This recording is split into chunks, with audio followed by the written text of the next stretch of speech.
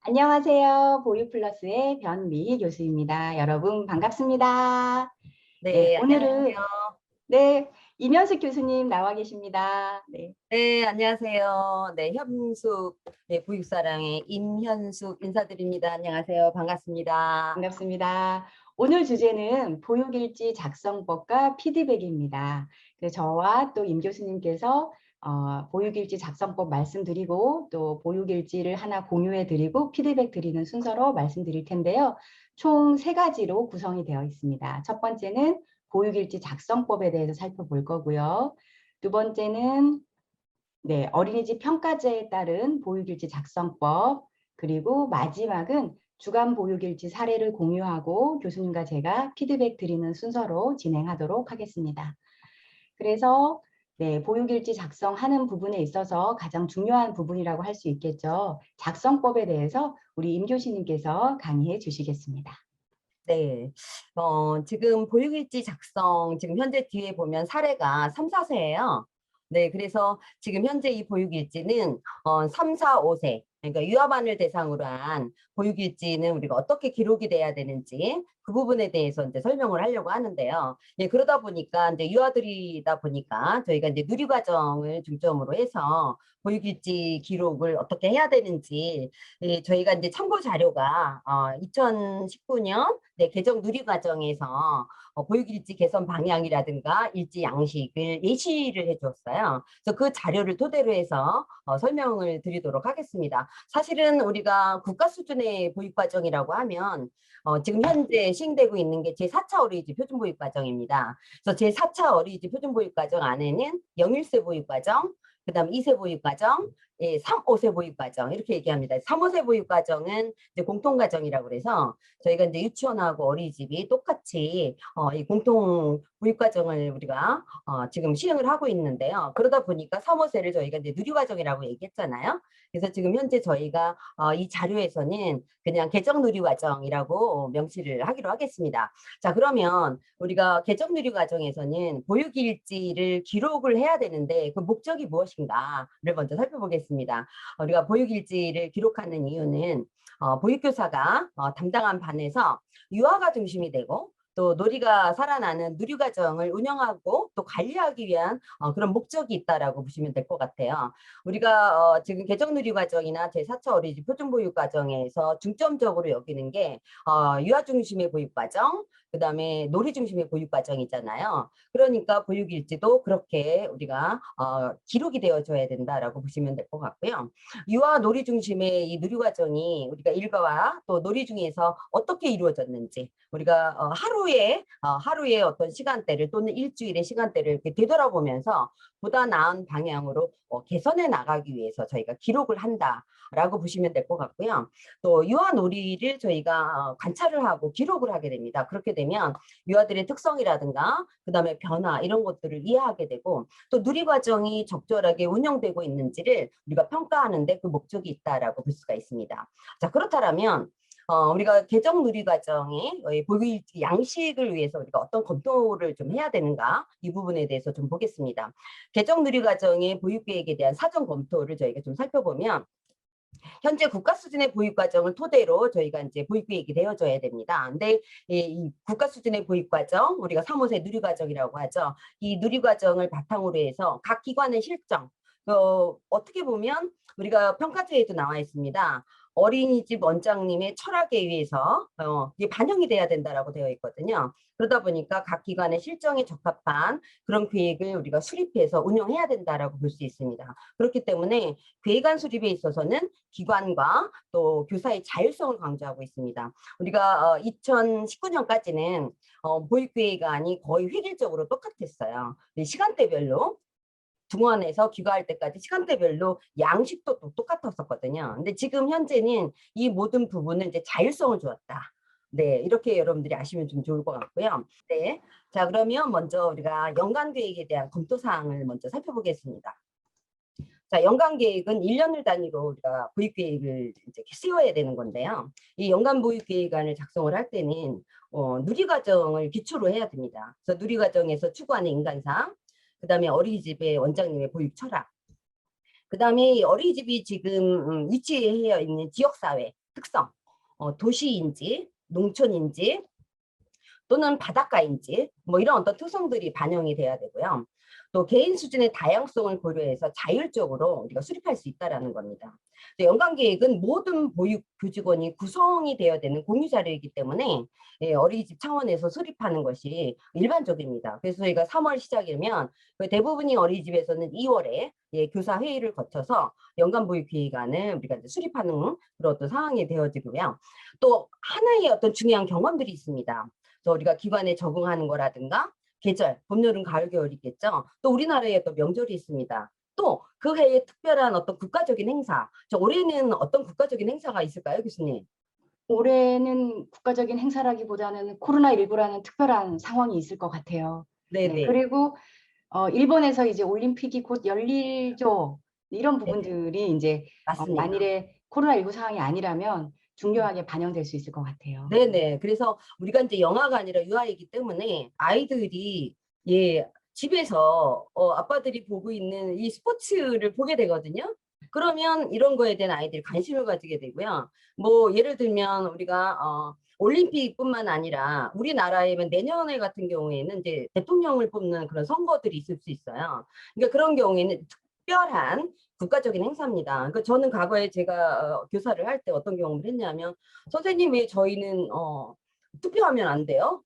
라고 이야기를 한 거예요. 네, 그래서 그때 그러면 우리도 한번 투표를 한번 해볼까? 라고 해서 자체적으로 저희 반을 아이들이 이제 투표를 한 적이 있거든요. 이런 어떤 것들이 우리가 연간보육계획 안에 들어갈 수 있고요.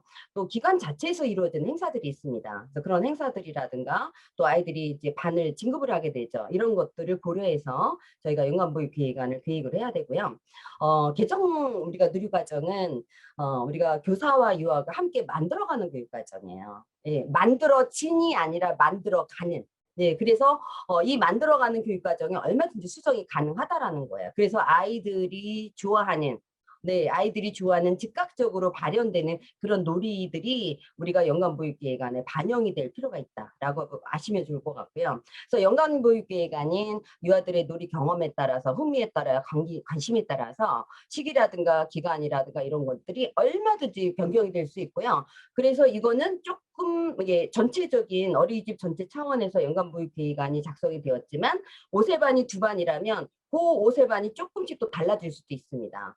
이게 바로 이제 교사의 자율성이거든요. 이런 것들을 좀 고려해 주셨으면 좋겠고요. 월간, 주간, 일일 보육계획안에 대한 그 검토 사항을 좀 보면 우리가 한 달 단위의 월간과 일주일 단위의 주간, 그다음에 하루 단위의 일일 보육계획안을 이제 작성을 합니다. 그리고 과거에는 우리가 다 작성을 했었거든요. 근데 지금 현재는 저희가 하나만 선택해서 작성할 수 있습니다. 하나만 선택해서 작성할 수 있고 또는 월간과 주간을 통합할 수 있습니다. 또는 주간과 일일 보육계획안을 통합해서 작성할 수 있습니다. 그래서 지금 현재 제가 현장에서 선생님들이 보육일지를 쓰는 걸 보니까 주간 보육일지를 쓰는 경우가 굉장히 많아요. 네, 일일 보육일지를 쓰는 경우도 있지만 통합을 해서 일주일 단위로 이렇게 작성을 하는 그런 경우도 굉장히 많이 있습니다. 그래서 매일 진행되는 놀이를 이제 기록하고 다음 날 지원할 내용을 간단히 이제 계획해서 기록을 하면 됩니다. 그래서 계획안의 양식도 획일화되어 있는 게 아니라 다 자율적으로 양식도 자율적으로 분량도 많이 적어도 되고 적게 적어도 되고 선생님들이 일지 쓰는다고 너무 스트레스 받는다고 하면서 정작 선생님들이 쓰다 보면 양이 많아지더라고요. 보니까 이런 것도 내용들 작성 주기 이런 모든 것들이 어린이집과 교사의 필요에 맞게 또 신념을 고려해서 자율적으로 결정할 수 있다라고 보시면 될 것 같습니다. 놀이 시간은 저희가 교실에서 이루어지는 실내 놀이 시간 또는 바깥에서 이루어지는 바깥 놀이가 있는데요. 놀이 시간에 플러스 전이 시간을 고려해서 시간을 우리가 배정을 해야 된다라고 보시면 될 것 같고요. 자, 그러면 보육일지에 포함이 되어야 될 그 내용은 어떤 것들이 있을까요? 우리가 보육일지 하루를 쓰든 아니면 일지를 쓰든 간에 일주일을 쓰든 간에 놀이가 반드시 들어가야 되고요. 네, 우리가 놀이 중심의 보육 과정이잖아요. 그래서 놀이의 흐름, 네, 이런 것들이 반드시 기록이 돼야 되고, 그다음에 일상생활. 일상생활이라고 하는 거는 아이들이 먹고 자고 그다음에 화장실 가고 이런 부분들이에요. 그다음에 이제 활동이라는 거는 이제 선생님이 놀이를 좀 더 지원하기 위해서 선생님이 계획된 그런 활동들이 있겠죠. 이런 것들을 저희가 기록을 해야 됩니다. 그리고 바깥놀이를 포함한 유아들의 어떤 자유놀이 진행을 할 때 중심이 되는 놀이, 중심이 되는 내용 이런 것들을 기록하시면 될 것 같습니다. 그래서 놀이는 바깥놀이를 포함해서 하루 일과 중에서 가장 길게 우선적으로 편성해야 된다. 그래서 평가제에는 나와 있어요. 평가 지표에는 실내 놀이 시간을 2시간 이상, 그다음에 바깥놀이는 유아들이니까 1시간 이상 충분히 놀이를 할 수 있도록 배정이 되어져야 된다라고 보시면 될 것 같고요. 계획된 놀이와 또 우연히 사실은 여기서 계획된 놀이라고 볼 수는 없고요. 왜냐하면 즉흥적으로 일어날 수 있으니까 그냥 놀이와 이렇게 하면 될 것 같아요. 놀이를 하다 보니까 우연히 일어난 어떤 놀이 상황들이 있어요. 선생님이 예측할 수 없는, 놀이는 예측할 수 없거든요. 그런 어떤 상황들을 기록할 수 있습니다. 그래서 실행된 놀이에 대한 간단한 선생님의 어떤 평가, 전반적인 평가, 그리고 이 놀이가 다음날 또 그 놀이가 진행이 될 때 어떻게 내가 지원을 하면 좋을지, 이 지원 계획은 놀이감, 놀이 재료, 교재 교구를 지원할 수 있고 또는 공간을 지원할 수 있습니다. 공간을 좀 넓혀줄 수 있고요. 오늘 아이들이 블럭놀이에 굉장히 많이 심취돼 있고 흥미를 있다라면 내일도 그 놀이를 할 가능성이 있다라면 우리가 블럭놀이 영역을 더 넓혀줄 수 있다라는 거. 이게 이제 선생님이 지원하는 일이고요. 시간을 좀 더 늘려줄 수 있습니다. 그래서 이런 것들을 선생님이 기록이 되어줘야 된다라고 보시면 되고요. 유아들의 어떤 자연스러운 놀이 상황을 관찰하고 또 그거를 통해서 선생님이 내가 지원하고자 하는 것들이 무엇인지를 기록이 되어줘야 됩니다. 보육일지는 놀이 중에 작성한 메모, 우리가 포스트잇에 기록을 해도 괜찮아요. 막 워드 작업을 해서 아주 깔끔하게 그렇게 일지를 작성을 했다라면 이제는 이것도 선생님이 자율적으로 이루어져서 선생님이 놀이 상황을 포스트잇에 기록할 수 있죠. 그 포스트잇을 그냥 갖다 붙여도 괜찮습니다. 그리고 아이들의 놀이 사진, 정말 이거는 기억하기 쉽고 눈으로 봤지만 이거를 내가 정말 좀 남겨야 되겠다 싶은 그런 어떤 놀이 사진들이 있어요. 그런 것들 또는 결과물들 이런 것들을 활용해서 우리가 일지에 넣을 수도 있습니다. 이렇게 하면 이제 선생님들이 이제 질문하는 것들이 있어요. 그럼 매번 우리가 일지를 쓸 때 놀이 사진 넣어야 되나요? 라고 질문하는 경우가 있는데 매번은 아니고요. 이것도 선생님이 교육적 판단을 해서 이거는 사진 자료로 남겨야 되겠다. 그런 상황이 되었을 때 활용을 하시면 좋을 것 같고요. 또 우리가 일지 중에는 반운영 특이 상황이 있습니다. 내가 반을 운영을 하면서 부모 면담을 했다거나 또는 부모가 특별히 어떤 요구 사항들이 있을 것 같아요. 그다음에 지금 현재는 이제 올해 같은 경우에 이제 감염병, 그런 어떤 발병 상황이라든가 그리고 또 예방이라든가 우리가 이런 여러 가지 일들이 있을 거예요. 그런 것들을 저희가 기록을 하면 되고 또 안전사고에 관련된 또 안전교육이라든가 이런 것들이 또 기록이 되어지면 됩니다. 또 주간보육이나 또 일일보육 계획을 포함을 해서 저희가 작성할 수 있다. 그래서 저희가는 주간보육일지 뭐 이렇게도 이야기를 합니다. 보육일지 기록을 하기 위한 실제 팁을 우리 선생님들한테 설명을 좀 해주면요. 보육일지는 모든 놀이와 활동에 대해서 기록하지 않아도 된다. 다시 말하면 1에서부터 10까지를 다 기록하지 않아도 되고요. 일과에서 정말 중점적으로 진행된 정말 놀이가 아주 풍성하게 아이들이 이루어진 그 내용, 놀이를 중심으로 우리가 기록이 되어지면 된다라고 보시면 될 것 같고요. 매일매일 반복되는 일과들이 있어요. 특히 일상생활들, 등원하고 손 씻고 화장실 가고 이런 것들은 거의 반복되는 일과들이거든요. 근데 이런 것들을 우리가 간략히 기술할 수 있어요. 간략히 기술할 수도 있고 또는 중점 특이 상황만 기록하시면 됩니다. 근데 매일 반갑게 맞이하기, 자기 물건 정리하고 귀가하기 이런 거는 안 해도 괜찮다는 거고요. 그래서 매번 동일한 내용은 상세하게, 왜냐하면 자꾸 반복적으로 이루어지니까 선생님들이 보육일지 쓰는 것에 굉장히 많이 스트레스를 받는다고 하니까 좀 더 우리 선생님들이 조금 더 스트레스를 덜 받으라고 이렇게 많은 자율성을 준 것 같고요. 이 보육일지는 각 어린이집의 상황에 맞게 별도의 양식, 기록 양식 사용할 수 있습니다. 네, 교수님 감사드립니다. 두 번째로 어린이집 평가제에 따른 보육일지 작성법에 대해서 말씀드리도록 하겠습니다. 앞에서 교수님께서도 말씀해 주셨다시피 보육일지는 월간, 주간, 일일 보육계획안 중에서 한 가지만 작성을 하시면 됩니다. 그리고 놀이 중심 보육 과정이니까 교과목 형태로 기록되는 것은 피해야 합니다. 그 보육 일지는 하루 일과와 놀이 실행, 그리고 지원 계획, 교사의 지원 계획, 반영 이렇게 순차적으로 작성하는 것이 좋습니다. 놀이에 대해서는 평가제에서는 최소한의 시간을 요구하고 있습니다. 실내 놀이는 매일 2시간 이상씩 기록되는 것을 요구하고 있습니다. 특히 오전은 1시간 이상 연속적으로 기록되어야 합니다. 이때 전이 시간은 별도로 계산됩니다. 바깥놀이는 연령에 따라 좀 차이가 있는데요. 0세는 주 3회 30분, 만 1, 2세는 매일 30분 이상, 유아는 매일 1시간 이상 기록이 되어 있어야 합니다. 만일 날씨나 감염병 등의 이유로 바깥놀이를 못하고 대체 활동을 할 때는 꼭 사유를 작성하여야 합니다. 낮잠은 만 3세 이상 필수로 기록되어 있어야 하고요. 특별활동은 오후 12시 이후에 제공되어야 하고 원칙적으로 24개월 이상만 운영하여야 합니다.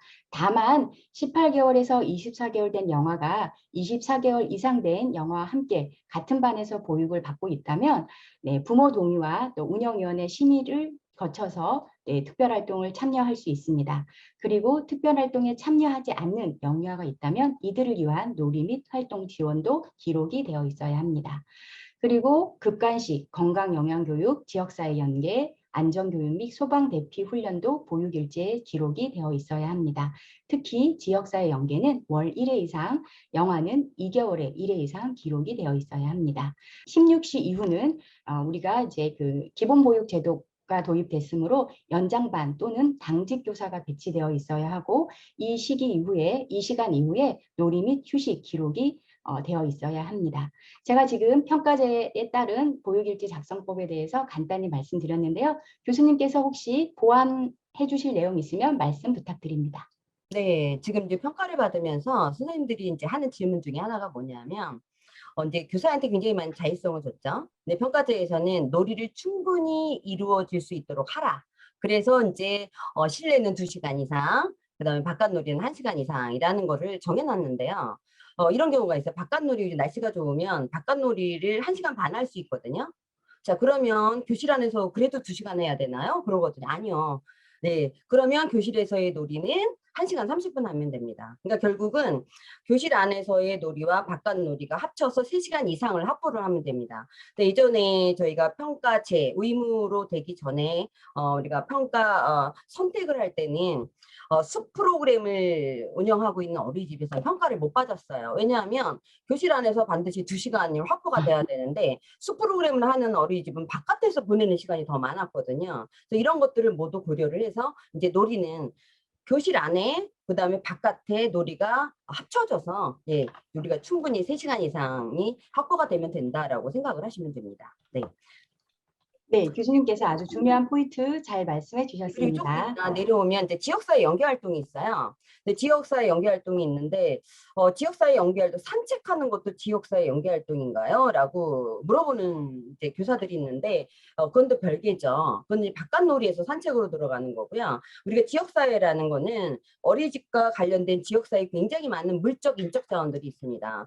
보건소라든가 또는 뭐 우리가 얘기하는 뭐 경찰서라든가 또는 마트라든가 약국이라든가 굉장히 많아요. 그리고 거기에 관련된 또 우리가 지역사회 공공기관이 미술관, 박물관, 뭐 도서관 이런 곳을 가는 거고요. 우리 동네 둘러보기는 또 들어갈 수 있어요. 우리 동네라는 주제. 근데 산책이 지역사회 연계인가? 뭐 이렇게 교사들이 물어보는 경우가 있는데 그래서 저는 어린이집이 처해 있는 그 특성을 파악을 하라고 그랬잖아요. 우리 어린이집의 주변에 어떤 공공기관이 있고 우리가 유아들과 영아들과 함께 갈 수 있는 이용할 수 있는 그런 어떤 기관들이 어떤 것들이 있고 어떤 시설이 있는지 공원이 있는지 이런 것들을 모두 예, 우리가 살펴보고 우리가 이 계획을 하는 것이 필요하겠다라는 말씀을 드리고 싶어요. 네, 감사합니다.